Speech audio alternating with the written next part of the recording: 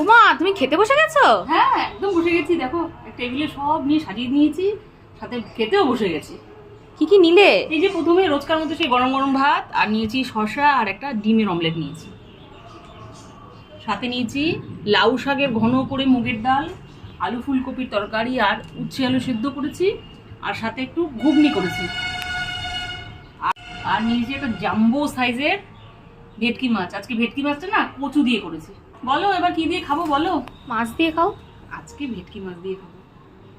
মাছের সাইজটা একটু দেখো, অদ্ভুত বড়।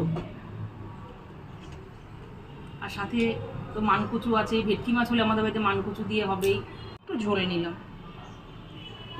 ভাত মাখলাম। ভেটকি মাছ তো কচু দিয়েই ভালো লাগে। সাথে একটু মাছ কুটে নিলাম।